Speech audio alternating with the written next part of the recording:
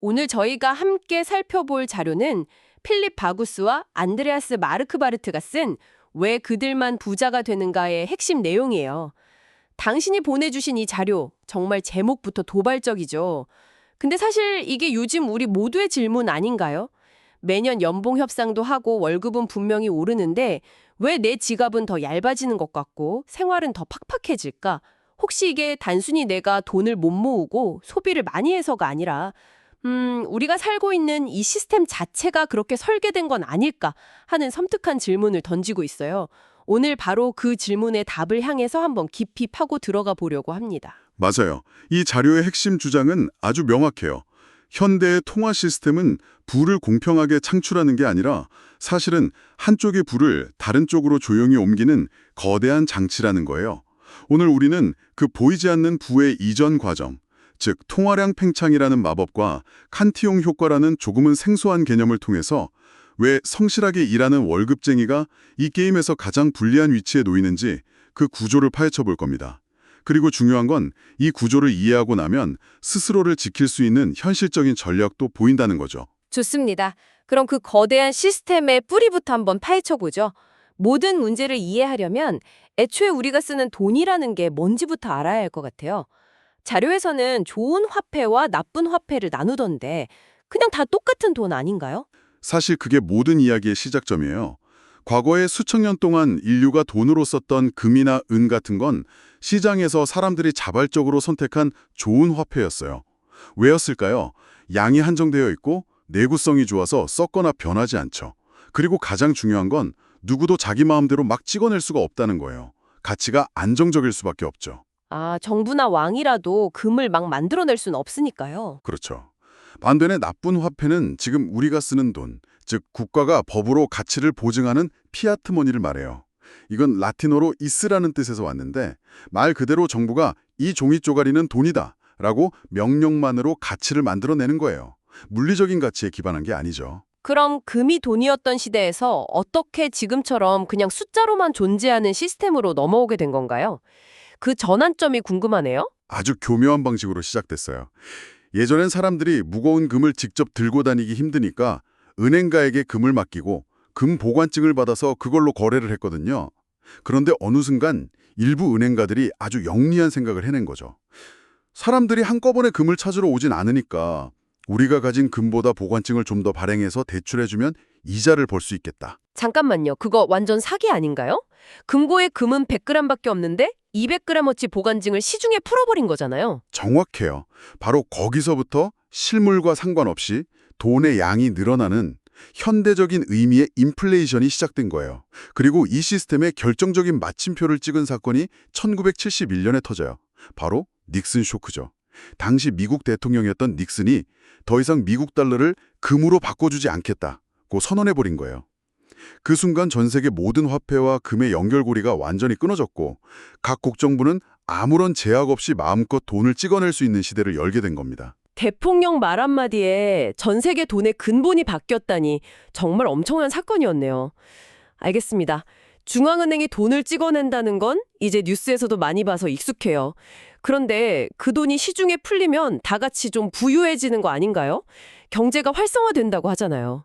왜 누구는 이득을 보고 누구는 손해를 본다는 건지 그게 잘 이해가 안 돼요. 바로 그 지점이 오늘 이 얘기의 핵심이에요. 새롭게 창출된 돈은 하늘에서 비처럼 모든 사람에게 공평하게 내리는 게 아니거든요. 수도꼭지에서 물이 나오듯 특정 지점에서부터 흘러나오기 시작해요. 돈을 먼저 손에 쥔 사람과 가장 나중에 받는 사람 사이에 어마어마한 부의 격차가 생기는데 경제학자 리처드 칸티용의 이름을 따서 이걸 칸티용 효과라고 불러요. 칸티용이요?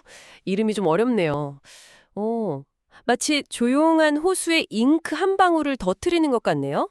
잉크가 떨어진 바로 그 지점은 아주 진하지만 호수 가장자리까지 퍼져나갈 때쯤엔 거의 희석돼서 흔적도 없는 것처럼요. 와, 그거 정말 완벽한 비유예요.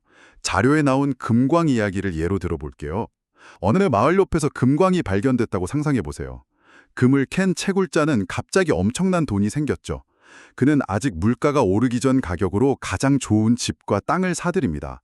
엄청난 이득을 보는 거죠. 그 돈을 받은 집주인은 그 돈으로 술집에 가서 돈을 쓰고요. 술집 주인은 직원에게 월급을 주겠죠.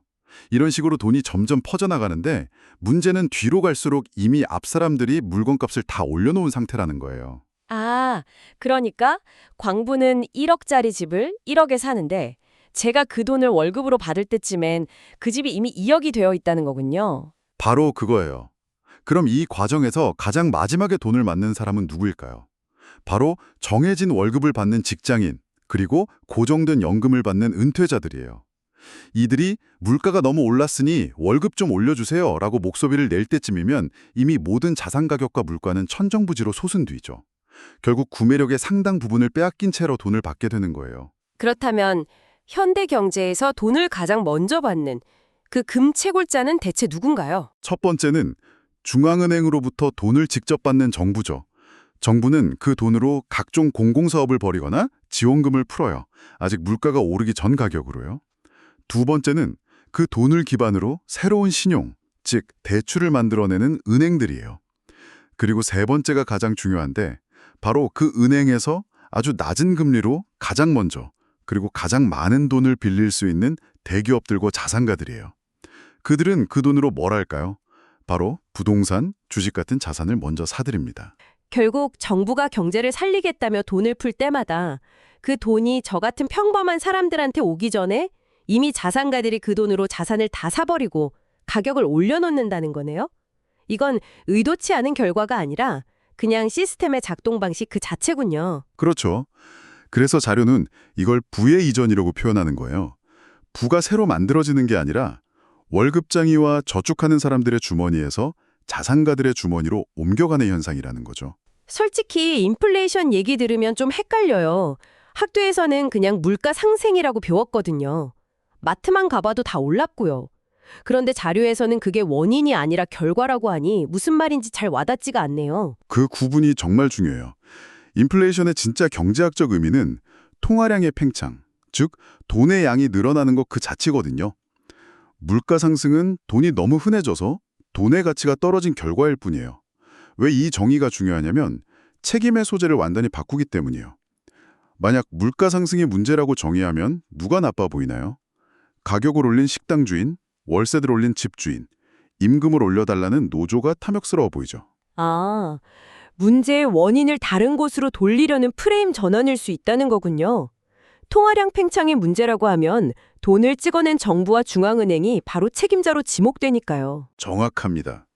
그럼 정부는 왜 욕을 먹을 걸 알면서도 계속 돈을 찍어낼까요? 만약 정부가 돈이 필요해서 세금을 10% 올린다고 발표하면 당장 엄청난 정치적 저항에 부딪힐 거예요. 하지만 돈을 찍는 건 아주 조용하죠. 아무도 세금 고지서를 받지 않으니까요. 잠깐만요. 그럼 정부가 돈을 찍어서 자기들 빚을 갚거나 돈을 쓰면 제 통장에 있는 돈의 가치가 떨어지는 거잖아요. 구매력이 줄어드니까요. 이거 세금 고지서 없이 제 돈을 가져가는 거랑 똑같은데요. 완전 보이지 않는 세금이네요. 맞아요. 그래서 많은 경제학자들이 인플레이션을 가장 교활한 세금, the most cunning tax라고 불러요. 모든 국민에게, 특히 현금을 가진 가난한 사람들에게 더 무겁게 부과되는데 아무도 저항하지 못하게 만드니까요. 당신도 모르는 사이에 정부가 당신의 지갑에서 구매력을 훔쳐가는 것과 같아요. 와, 이쯤 되니 왜 월급은 올라도 살림이 나아지지 않는지 퍼즐이 맞춰지는 기분이에요. 이게 정말 제 얘기 같아요. 매년 연봉 협상에서 월급 3% 올랐다고 좋아했는데 막상 장바구니 채워보면 작년보다 더 비싸고 결국 제자리 걸음이거나 오히려 손해보는 느낌이거든요. 그게 바로 실질 임금의 함정이에요. 명목 임금이 3% 올라도 물가가 4% 오르면 실질 임금은 오히려 1% 깎인 거죠. 더 큰 문제는 정부가 발표하는 공식 소비자 물가지수 CPI라는 게 우리 생활을 제대로 반영하지 못한다는 거예요. 그거 정말 공감돼요. 통계청에서는 물가가 3% 올랐다고 하는데 제 점심값은 30%는 오른 것 같아요. 김치찌개가 10,000원이 넘는 시대잖아요. 공식 통계랑 제가 느끼는 체감 물가랑 왜 이렇게 다른 거죠? 공식 물가 지수에는 집값이나 주식 같은 자산 가격 상승분이 제대로 포함되지 않는 경우가 많아요. 또 품목별 가중치도 현실과 다를 수 있고요. 그래서 통계상으로는 임금이 물가보다 더 올랐다고 나오는데 대부분의 사람들은 내 월급 빼고 다 오른다고 느끼는 거죠. 저축도 마찬가지 아닌가요? 요즘 예금 금리가 2% 정도인데 물가가 3% 오르면 은행에 안전하게 돈을 맡겨놨는데도 사실상 제 돈이 1%씩 녹아내리고 있는 거잖아요. 밑 빠진 독에 물 붓는 기분이에요. 맞아요. 그래서 이 시스템은 저축하는 사람을 처벌하는 사회를 만들어요. 반대로 빚을 내서 자산을 산 사람은 이득을 보죠. 예를 들어 3% 금리로 돈을 빌려 집을 샀는데 인플레이션이 4% 발생하면 빚의 실질 가치가 매년 1%씩 줄어드는 효과가 생겨요. 돈의 가치가 떨어지니 갚아야 할 돈의 무게도 가벼워지는 거죠. 시스템 자체가 저축 대신 빚을 권장하는 셈이에요. 그리고 이 게임의 가장 큰 피해자는 평생 모은 돈으로 노후를 보내야 하는 연금 생활자들이고요. 듣다 보니 좀 절망적인데요. 이 거대한 시스템 앞에서 개인이 뭘 할 수 있긴 한가요? 그냥 당하고만 있어야 하나요? 아니요. 그래서 이 자료가 의미 있는 거예요. 절망에서 그치지 않고 시스템을 정확히 이해했다면 그 안에서 살아남는 길도 있다는 걸 보여주거든요. 우리가 파도의 방향을 바꿀 수는 없지만 파도의 흐름을 이해하고 서핑을 할 수는 있는 것처럼요.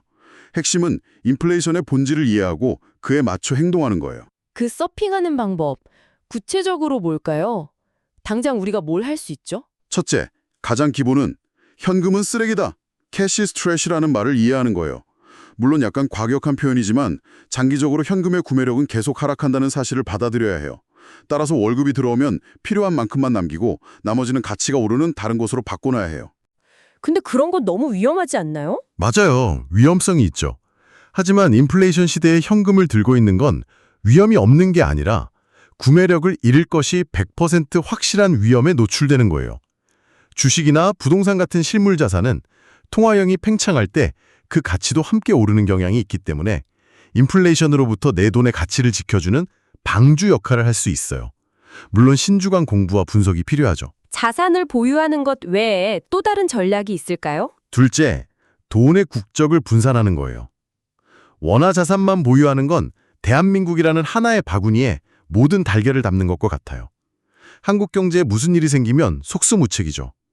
달러 같은 기축통화나 다른 나라 자산을 함께 보유함으로써 위험을 분산하고 안정성을 높일 수 있어요. 셋째, 포트폴리오의 일부로 금을 편입하는 걸 고려해야 해요. 요즘 세상의 금이요. 너무 옛날 방식 아닌가요? 그렇죠. 하지만 금은 지난 수천 년간 수많은 제국과 화폐가 사라지는 동안에도 가치를 증명해온 궁극의 안전자산이에요. 모든 정부가 발행하는 화폐에 대한 신뢰가 무너질 때 사람들이 마지막으로 믿을 수 있는 가치 저장 수단이거든요. 일종의 보험이라고 생각하면 돼요. 타이밍에 대한 이야기도 아주 인상 깊었어요. 위기가 오히려 기회가 될 수 있다는 말이요. 네, 그게 아마 가장 중요한 전략일 거예요. 자료는 역사가 계속 반복된다고 강조해요. 경제 위기가 닥치면 정부와 중앙은행은 거의 예외 없이 막대한 돈을 풀어서 경기를 부양하려고 해요. 그리고 그 돈은 결국 어디로 갈까요? 자산시장으로 흘러들어가 자산 가격을 폭등시키죠.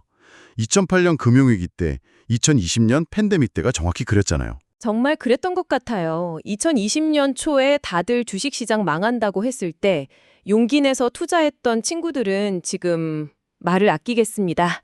모두가 공포에 떨고 자산을 내던질 때가 바로 그 자산을 가장 싸게 살 수 있는 일생일대의 기회라는 거군요. 맞습니다. 그래서 이 시스템을 이해하는 사람은 위기를 부를 축적하는 기회로 활용하고 이해하지 못하는 사람은 위기 때마다 자신의 자산을 헐값에 넘기게 되는 거죠. 부의 이전이 가장 극적으로 일어나는 순간이에요. 오늘 얘기를 쭉 정리해보니 이건 단순히 돈 아껴서 투자하세요 같은 재테크 이야기가 아니었네요. 우리가 발딛고 있는 이 경제 시스템의 아주 근본적인 작동 원리, 그 불편한 진실을 이해하라는 강력한 메시지였어요. 돈이 흐르는 물길의 방향을 이해해야 거기에 휩쓸려 떠내려가지 않고 오히려 그 흐름을 타고 앞으로 나아갈 수 있다는 뜻으로 들립니다. 정확해요. 이 시스템은 돈을 늦게 받는 사람, 즉 현금을 저축하고 월급으로 사는 사람에게서 세금을 걷어서 돈을 먼저 받는 사람, 즉 빚을 내 자산을 보유한 사람에게 부를 이전시키는 방식으로 작동해요. 이 구조를 이해하는 것이 모든 것의 첫걸음이에요. 그리고 이해했다면 당신의 포지션을 바꿔야 해요.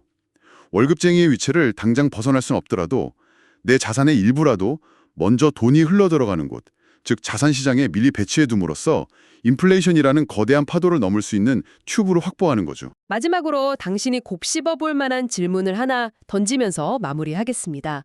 오늘 우리가 나눈 이야기가 사실이라면 우리가 어릴 때부터 미덕으로 배워온 성실하게 일하고 아껴서 저촉하라는 가르침이 현대 자본주의 시스템에서는 오히려 우리를 재정적으로 더 불리하게 만드는 선택이 될 수도 있다는 뜻입니다. 그렇다면 이 시대의 진정으로 현명한 경제적 행동이란 무엇일까요?